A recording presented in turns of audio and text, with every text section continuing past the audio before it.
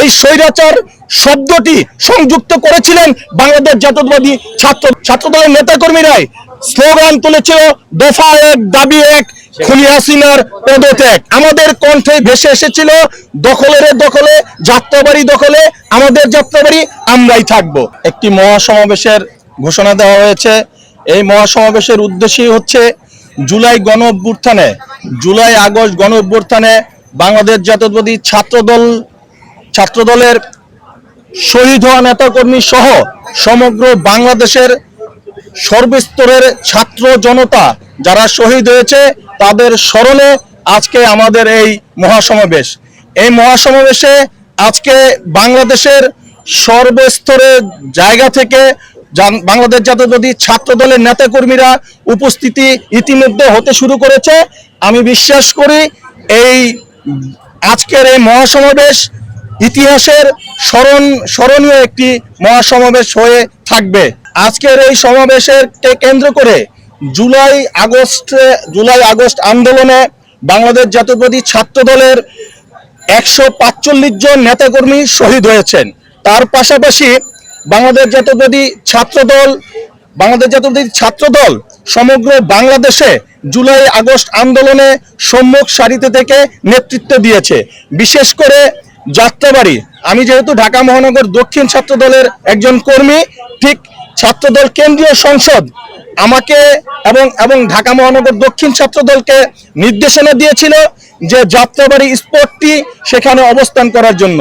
সেই প্রেক্ষাপটেই বলতে চাই, আমরা বাংলাদেশ জাতীয়তাবাদী ছাত্রদলের নেতাকর্মীরা এই যাত্রাবাড়ি স্পটে শনিয়ারটা থেকে মাতুয়াইল পর্যন্ত 16 তারিখের পর থেকে সম্মুখ সারিতে থেকে নেতৃত্ব দিয়েছি এবং আন্দোলন সংগ্রাম সফল করেছি। বিশেষ করে কথার প্রসঙ্গে একটি কথা বলতে চাই, 4 আগস্ট যেই ঘটনাটা ঘটেছিল, 4 আগস্ট সর্বপ্রথম বাংলাদেশ জাতীয়তাবাদী ছাত্রদলই যাত্রাবাড়ির যে মূল স্থান চৌরাস্তাটি, সেখানে আওয়ামী লীগ সন্ত্রাসী, যুবলীগ, ছাত্রলীগ ক্যাডারদের প্রতিহত করে সেখানে অবস্থান করেছিল এবং আমাদের কণ্ঠে ভেসে এসেছিল দখলের দখলে, যাত্রাবাড়ি দখলে, আমাদের যাত্রাবাড়ি আমরাই থাকবো। এই ছাত্র আন্দোলন যখন কোঠা সংস্কার আন্দোলন ছিল, এই পরবর্তীকালে রূপরেখায় সরকার পতনের আন্দোলন এসেছে। সেই প্রেক্ষাপটে বলতে চাই, একটি স্লোগান ছিল তুমি কে আমি কে, রাজাকার রাজাকার, কে বলেছে স্বৈরাচার স্বৈরাচার। ঠিক ওই জায়গাতে সংযুক্ত করেছে তুমি কে আমি কে, রাজাকার রাজাকার, কে বলেছে স্বৈরাচার স্বৈরাচার। এই স্বৈরাচার শব্দটি সংযুক্ত করেছিলেন বাংলাদেশ জাতীয়তাবাদী ছাত্রদলের নেতাকর্মী এবং আমাদের বাংলাদেশ জাতীয়তাবাদী ছাত্রদলের নেতাকর্মীরাই স্লোগান তুলেছিল দফা এক দাবি এক, খুনি হাসিনার পদত্যাগ। সুতরাং এই সমাবেশ থেকে মেসেজ দিতে চাচ্ছি সমগ্র বাংলাদেশের সাধারণ জনগণকে, জুলাই গণ অভ্যুত্থানে যারা শহীদ হয়েছে, আমাদের ভাই সহযোদ্ধা যারা আত্মত্যাগ করেছে, তাদের রক্তের উপর দাঁড়িয়ে যাতে কোনো নৈরাজ্যকারী, কোনো বিশৃঙ্খলাকারী কিংবা কোনো গুপ্ত সংগঠনের নেতাকর্মী এবং যারা এই 24-এর চেতনাকে পুঁজি করে রাজনীতি করতে চাচ্ছে, তাদেরকে যাতে প্রতিহত করে সাধারণ জনগণ, এই প্রত্যাশা রাখছি আমি সাধারণ জনগণের প্রতি। নির্বাচন একটি চলমান প্রক্রিয়া। বাংলাদেশে 24-এর গণ অভ্যুত্থানের মধ্য দিয়ে বাংলাদেশে একটি নতুন সূর্য উদিত হয়েছে।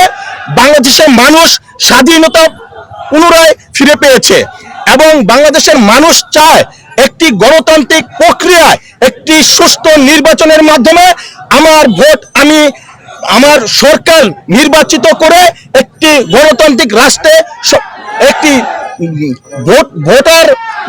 ভোটকৃত আমি বলতে চাচ্ছি নির্বাচিত সরকার চায়।